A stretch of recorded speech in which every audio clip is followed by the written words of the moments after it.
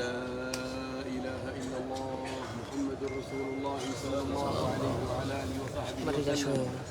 كلمة حق عليها نحيا وعليها نموت وعليها نبعث إن شاء الله من الآمنين. لا إله إلا الله أخلو بها وحدي، لا إله إلا الله أدخل بها قبري، لا إله إلا الله ألقى بها ربي.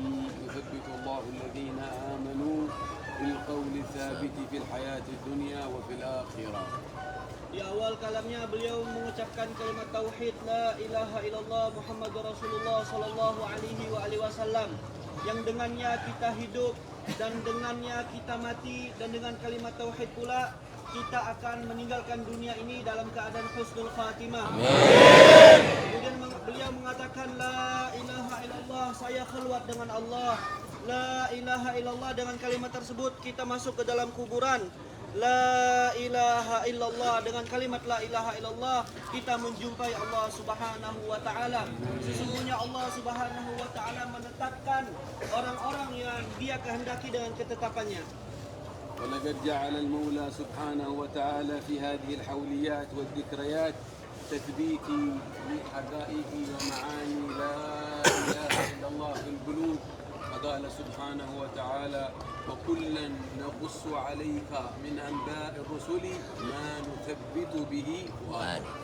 Dan adapun perayaan haul ini Allah telah menjadikan bahwasannya di dalam hati kita Allah telah tanamkan kalimat la ilaha illallah agar kita menjadi tetap dan istiqamah. Sebagaimana Allah Subhanahu wa taala telah berfirman di dalam Al-Qur'an, sesungguhnya kami telah menjadikan kisah, manaqib, biografi, riwayat hidup para pendahulu dari kalangan nabi ataupun aulia untuk nusabbitu bihi fuadak, menetapkan dan mengkokohkan kalian punya hati. فأشار القرآن وأشارت الشريعة أن نرتبط بهؤلاء العلماء الصالحين الأولياء العاملين، حتى في فريضة الصلاة والشعيرة جعل الله لنا في آية في سورة الفاتحة نقول فيها في كل يوم نطلب من الله أن يهدينا طريق الثبات وأن يهدينا طريق ذلك الصراط، صراط الثبات. نسب الصراط إلى قوم من أهل الثبات الصالحين العلماء، فقال سبحانه وتعالى اهدنا الصراط المستقيم صراط الذين أنعمت عليهم. أي نسب ووصف ليس أي صراط يا رب، إنما صراط الذين أنعمت عليهم. ومن الذين أنعم الله عليهم؟ تفسرها الآية الأخرى في المأثور ومن يطع الله والرسول فأولئك مع الذين أنعم الله عليهم من النبيين والصديقين والشهداء والصالحين وحسن أولئك رفيقا. طلب الله لنا أن نطلب الثبات في الدنيا بالعمل الصالح كي نثبت على الصراط، ليس أي صراط، إنما صراط النبيين، صراط الصديقين، صراط الشهداء، صراط الصالحين. Di dalam Al-Quran Allah Subhanahu wa ta'ala telah memberi isyarat, memberikan petunjuk kepada kita semua untuk selalu mengikuti jalan orang-orang yang baik, untuk mengikuti jalan orang-orang yang soleh, mengikuti jalan mereka para kekasih Allah Subhanahu wa ta'ala.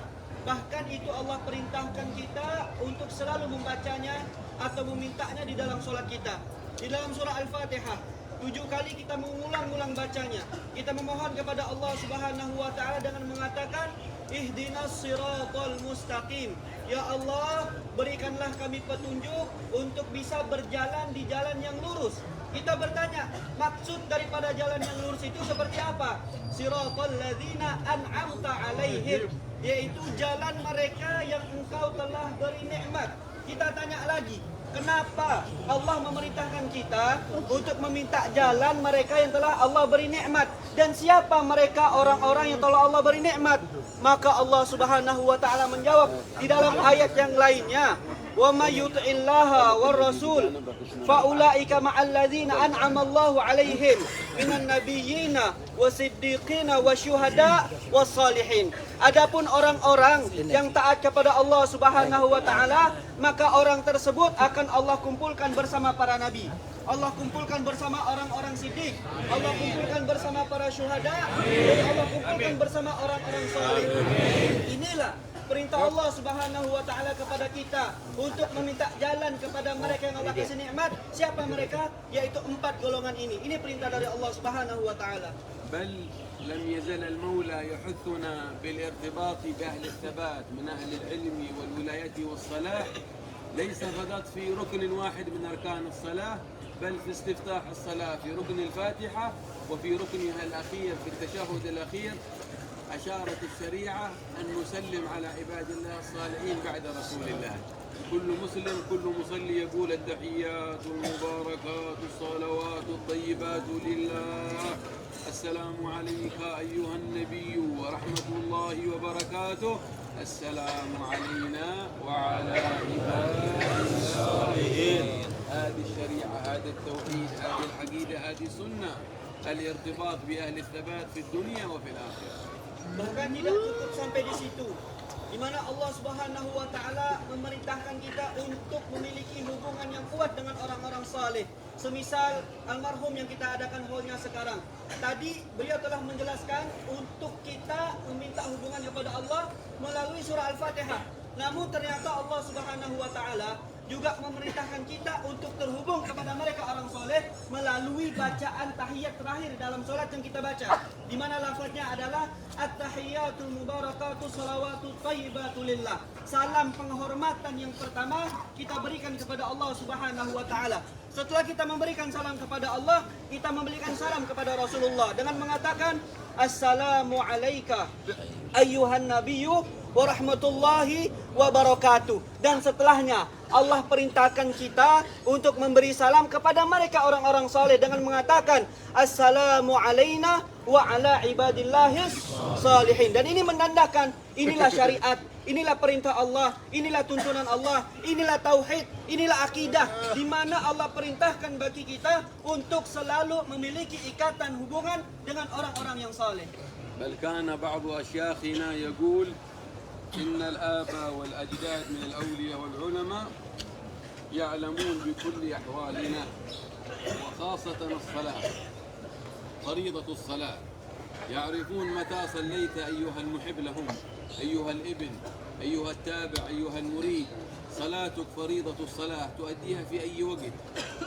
إذا صليت أول الوقت أو لم تصلي والعياذ بالله، الولي الذي تحبه والشيخ الذي يرعاك وتنتمي إليه يعرف متى صليت أول الوقت أو آخره. قال كيف ذلك؟ قال أنت تسلم عليه في الصلاة السلام علينا وعلى عباد الله، فالملك يصل سلامك أول الوقت أم آخره. اليوم ما صليت ما في سلام منك وصل إليه. قال فيعلمون بأحوالكم كلها. قال والدليل من القرآن قوله تعالى وقل اعملوا فسيرى الله عملكم ورسوله والمؤمنون وهم الآباء والأجداد المنتقلون من قبل، فبيضوا وجوههم بالعمل الصالح بأداء الصلاة في أول وقتها باجتناب المعاصي لأنهم يطلعون. Sebagian para masyayikh mereka mengatakan bahwasanya pendahulu kita, baik itu kakeknya kita, guru-guru kita, salaf-salaf kita, para aulia yang telah meninggal dunia, mereka tahu kita ini melakukan sholat atau tidak. Mereka tahu amal-amal yang kita lakukan baik atau tidak. Mereka tahu sholat yang kita lakukan tepat waktu atau tidak. Dalilnya di mana? Ya tadi, ketika kita sholatkan, itu kita membaca assalamu alaina wa ala ibadillahis salihin. Salam kita haturkan kepada kita dan kepada mereka hamba-hamba Allah yang soleh. Mereka para aulia, mereka para ulama yang telah meninggal, mereka orang-orang soleh. Melihat, jikalau kita sholat, kita membaca assalamu alaina wa ala ibadillahis salihin, mereka tahu, oh hari ini si fulan sholat, oh hari ini si fulan sholatnya jam sekian. Melalui salam tersebut mereka mengetahui dan memantau kita.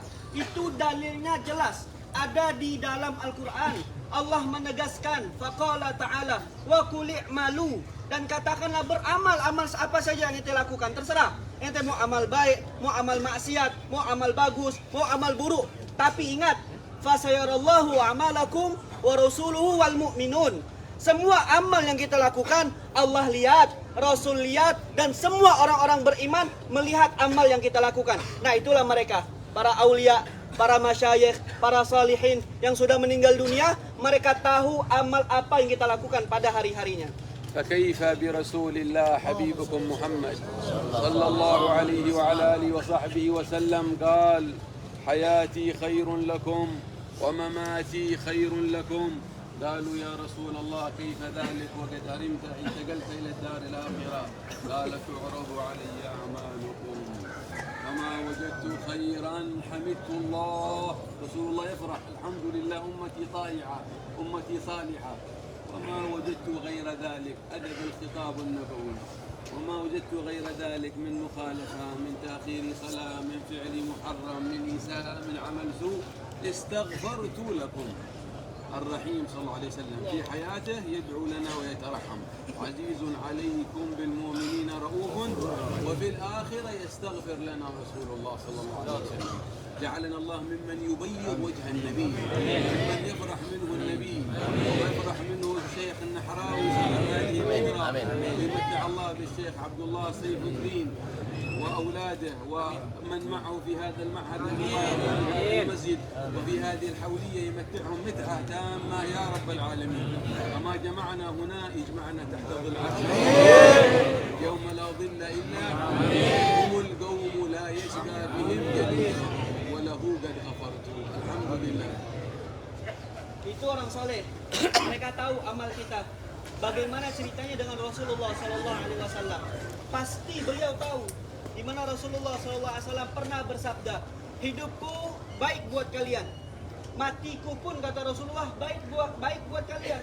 Sahabat heran bertanya, ya Rasulullah, kalau engkau hidup jelas baik buat kami, ada manfaatnya. Kami bertanya, kami curhat, kami minta solusi. Tapi bagaimana engkau ini mengatakan bahwasanya matimu pun baik buat kami? Rasulullah jawab, iya betul. Matiku baik buat kalian karena setiap harinya semua amal-amal yang kalian lakukan disodorkan kepada aku, kata Rasulullah. Jika aku melihat amal kalian pada kebaikan, fahamidullah, aku bersyukur kepada Allah. Tapi kalau amal kalian itu maksiat, melanggar perintah Allah, melanggar syariat, apa yang dilakukan Rasulullah? Istaghfartullahu lakum. Aku mintakan ampun kepada Allah buat kalian. Ini Nabi Muhammad Sallallahu Alaihi Wasallam, seorang Nabi yang penyayang, Nabi yang pecinta, Nabi yang betul-betul memperhatikan umatnya. Sampai-sampai setelah meninggal pun Nabi berkorban untuk kita semua. Di saat hidupnya beliau mengatakan sifat Nabi Muhammad, Azizun alaihi ma'anittum. Apa-apa yang kau lakukan daripada maksiat, Rasulullah merasa berat. Itu ketika hidup. Ketika meninggal, Rasulullah beristighfar untuk kita semua yang bermaksiat. Maka daripada itu beliau memohon kepada Allah Subhanahu wa taala, semoga kita semua yang ada di sini tergolong orang yang menjadikan hati Nabi Muhammad bersinar. Allah jadikan kita orang-orang yang membuat wajah Nabi Muhammad bersinar. Amin. Tergolong orang-orang yang Allah jadikan setiap amalnya baik sehingga Nabi Muhammad gembira dengan hal tersebut. Dan semoga Allah Subhanahu wa taala mengangkat derajat daripada almarhum Syekh Nahrawi. Amin. Semoga Allah Subhanahu wa taala memanjangkan umur daripada khalifahnya yaitu Syekh Saifuddin.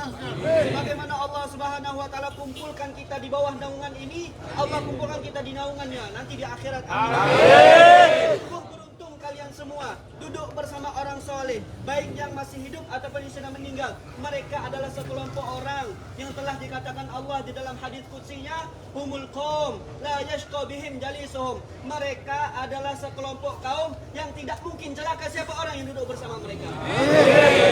نخرج وإياكم إن شاء الله من هذه الحولية بتلقي مقاصدها التي من أجلها أسست، وبسر حولك نرتضي أو نرتدي يا الله يتحول الحال من حال إلى أحسن. قاطع الرحم يخرج يقول إن شاء الله نويت أن أصل رحمي. مؤخر الصلاة يقول إن شاء الله من اليوم لن أؤخر الصلاة، إذا سمعت المؤذن يؤذن الله أكبر للصلاة أترك كل عمل وأذهب إلى المسجد. من كان له والدين مقصر في حقه، أبوك وأمك، أطلب رضاهم، ودهم، أكرمهم، استسمعهم. لك زوجة متأثرة أو لك أبناء لا تعرف عن حالهم، تأكد من ابنك، كلكم راع وكلكم مسؤول. لك جار يتأذى من أمر في الشارع أو في رفع الصوت أو نحوها، قل إن شاء الله أن أعدل هذا الأمر. نخرج بحال عظيم مع الله ونقول يا رب كما قال رسول الله لسيدنا أنس، يا أنس فيما رواه الترمذي، إن استطعت أن تمسي وليس في قلبك غش ولا حسد ولا غل على أحد فافعل يا أنس إن ذلك من سنتي ومن أحيا سنتي فقد أحبني ومن أحبني كان في الجنة معي. نقول إن شاء الله كل منا سامحنا كل من آذانا، سامحنا كل من ظلمنا، سامحنا كل من اعتدى علينا، يا رب وفق كل من آذينا أن يسامحنا. نخرج إن شاء الله بعفو وبنشر روح المحبة في الأمة. والشاهد حال يناديكم عبر هذا الموفق المنور، فخذوا الإشارة والبشارة وكونوا من الذين قال الله سبحانه وتعالى فيهم إلا من أتى الله بقلب سليم.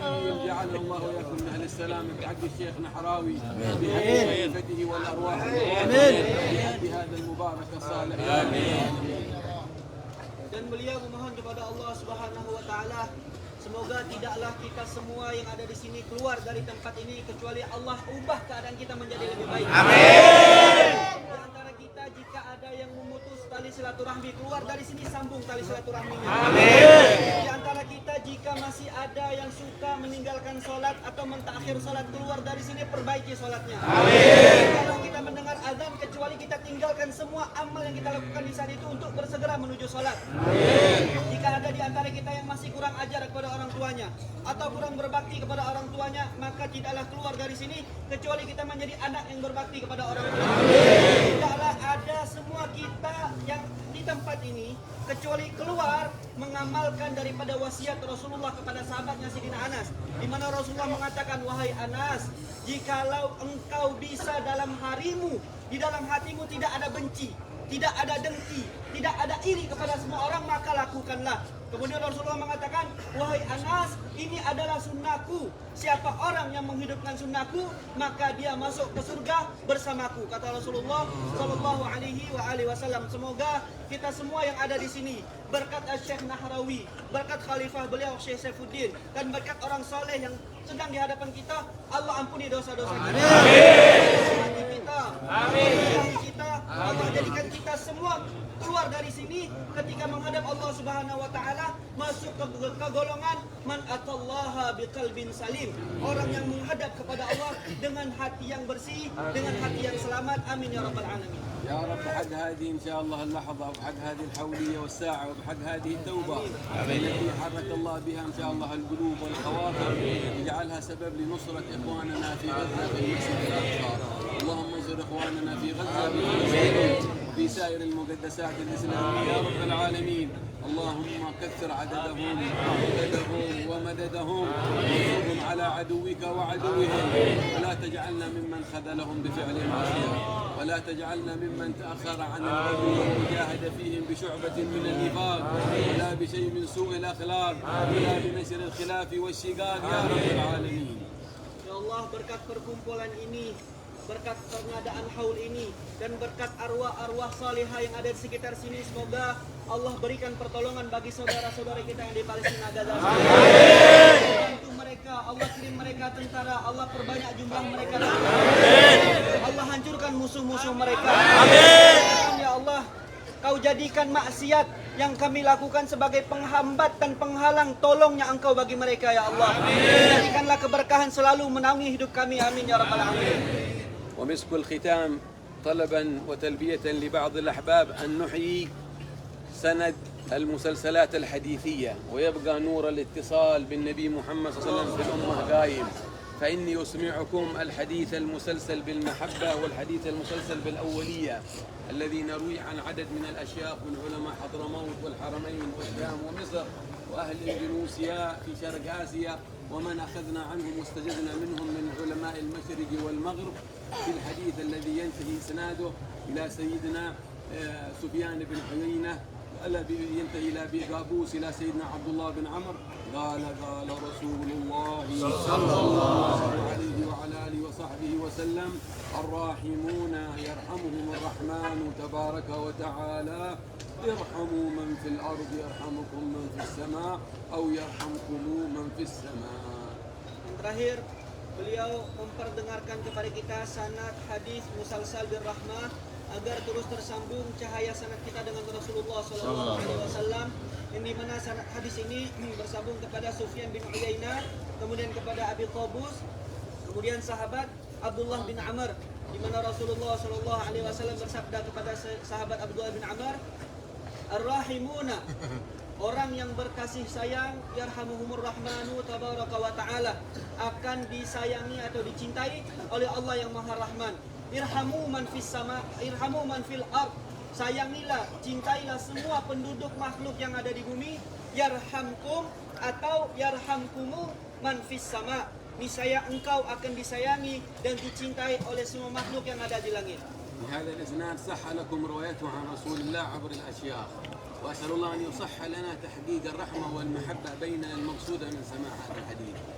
Dan dengan pendengaran atau didengarkannya sanad hadis ini, maka telah menjadi sahlah jika kalian mengambil dan akan menyampaikan sanad tersebut. Dan bersama-sama kita berniat untuk mengamalkan wasiat dari hadis ini, yaitu menyebarkan kasih sayang di antara kita semua. الحديث المسلسل بالمحبة الذي ينتهي إسناده إلى سيدنا معاذ بن جبل، وكل الأشياخ حينما يحدثون يقولون إني أحبكم وإني أقول لكم إني أحبكم، بالسند المتصل كما قال سيدنا معاذ بن رسول، كما قال النبي صلى الله عليه وسلم لسيدنا معاذ بن جبل: يا معاذ إني أحبك فلا تدعن أن تقول في دبر كل صلاة اللهم إني على ذكرك وشكرك وحسن عبادتك. Kemudian beliau juga memperdengarkan sanad hadis yang kedua, yaitu al-musalsal bil mahabbah, di mana setiap perawi daripada hadis ini selalu mengatakan kepada yang diriwayatkannya, inni uhibbuk, aku cinta kepadamu. Maka Sayyidil Habib Muhammad mengatakan kepada kita semua, inni uhibbukum, aku cinta kepada kalian. Sebagaimana Rasulullah SAW berkata kepada sahabat Mu'adz bin Jabal, ya Mu'adz, inni uhibbuk, wahai Mu'adz, aku cinta kepadamu. Kemudian Rasulullah memberi wasiat, jangan pernah kau tinggalkan setiap selesai solat untuk membaca doa, Allahumma a'inni ala dzikrika wa syukrika wa husni ibadatik. Ya Allah, bantulah aku untuk mengingat dan menyebutmu, bantulah aku untuk bersyukur kepadamu, dan bantulah aku untuk beribadah dengan baik kepadamu. بهذه الأسانيد صح لكم الاتصال بالمسلسل بالمحبة، وأسأل الله أن يحققنا بتطبيق واقع المحبة بيننا وبين الأمة يا رب العالمين. Dengan sampainya hadis musalsal bil mahabbah ini, maka telah menjadi sahihlah sanad itu kepada kalian semua, dan semoga kita betul-betul bisa mengamalkan yang namanya mahabbah, cinta kasih sayang kepada kita semua. بهذه الأسانيد وغيرها مما أرويه إلى كتب الصحاح، صحيح الإمام البخاري والكتب الستة وكتب السنن والأجزاء الحديثية، وما نرويه في كتب السلوك والتربية من كتب الإمام الغزالي والشعراني والرسالة البشيرية وعوارف المعارف وكتب ساداتنا آل بعلو في حضرموت جميعهم مشايخهم وسادتهم، وكتب سيدنا الإمام علي بن محمد الحبشي، وخاصة مولده صمت الدرر. أجيزكم إجازة خاصة وعامة فيما ذكرت لكم، وفي العلم والعمل والإخلاص والخوف من الله والورع، هذه ثوابت طريقة أسلافنا الصالحين، وثوابت هذا الشيخ الحاج نهر الدين وغيرهم ممن اتصلوا بالله سبحانه وتعالى وبرسوله وبميراث سيد المرسلين صلى الله عليه وسلم. بمثل ما أجازوني أجزتكم، وبمثل ما أوصوني أوصيتكم، وأستغفر الله العظيم، أسأل الله لي ولكم كمال القبول يا رب العالمين. Dan terakhir beliau memberikan banyak ijazah kepada kita semua daripada kitab-kitab dan ilmu-ilmu terbesar dari kalangan ulama di dalam agama Islam. Di antaranya beliau memberikan sanad ijazah hadis, baik itu Sahih Bukhari, Sahih Muslim, dan Sunan Abi Dawud, Sunan Tirmidzi, dan yang lainnya. Beliau juga memberikan ijazah sanad kitab-kitab suluk, kitab-kitab tasawuf karangan Imam Ghazali, Imam Sya'rani, karangan kitab Risalatul Qusyairiyah. Juga beliau memberikan ijazah semua kitab-kitab kumpulan Al-Imam Ali bin Muhammad Al-Habashi. Dan juga beliau mengijazahkan secara khusus kepada kita Maulid Simtud Durar yang dikarang oleh kakek beliau, yaitu Imam Al-Habib Ali Al-Habashi. Maka bersama-sama kita katakan qabilna al-ijazah. إن شاء الله نختم بالمسلسل بالمشابكة، مشابك بيني وبينكم كما شابك بيني الأشياخ مع الشيخ بسنده المتصل إلى رسول الله صلى الله عليه وسلم يدا بيد إلى مقام النبوة. شابكنا البعض واتصلنا إن شاء الله. أقول لكم شابكوني كما شابكني الأشياخ. كل راو يقول شابكني أبي القاسم، والحديث في صحيح مسلم عن أبي هريرة. وإسناد هذا الحديث المسلسل إلى ثبت الدليل المشير في الحديث الذي رواه أبو هريرة بطوله، وفي الرؤيا المنامية التي رأى فيها سيدنا الإمام أحمد بن حسن العطاس، رأى رسول الله صلى الله عليه وسلم يشبك بينه وبين يده. والحبيب أحمد بن حسن العطاس شابك بينه وبين تلميذه صاحب جوهور الحبيب علوي بن طاهر الحداد. وبأسانيدنا عن الإمام الحبشي في أثبات الإمام عيدروس بن عمر الحبشي، وعن علماء مصر والحرمين وغيرهم. أقول لكم شابكني شابكتكم كما شابكني الأشياخ. أقول شابكني قال رسول الله صلى الله عليه وعلى آله وصحبه وسلم: من شابكني إلى يوم القيامة دخل الجنة. وإن شاء الله حصلت هذا المسلسل بالتشبيك والمشابكة، وننوي معه إن شاء الله أن نتعاهد ونتواصى يوم القيامة الناجي منا يأخذ بيد أخيه يوم القيامة يا رب العالمين. نقول جميعا: نستغفر الله العظيم ونتوب إليه. نستغفر الله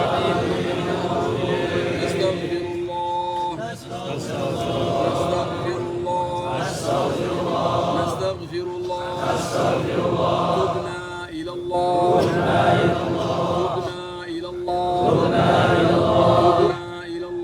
من جميع المعاصي والذنوب كبيرها وصغيرها. الله يتقبل هذه التوبة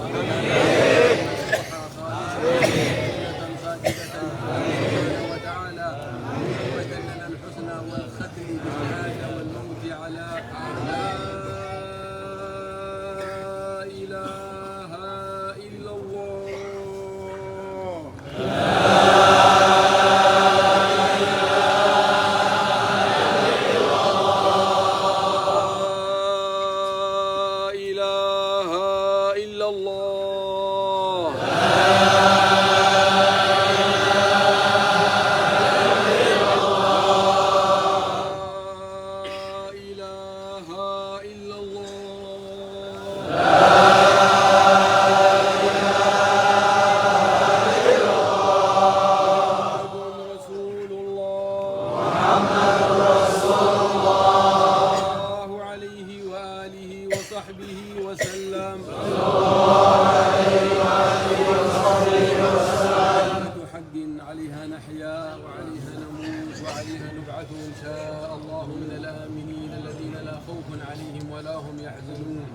اللهم صل وسلم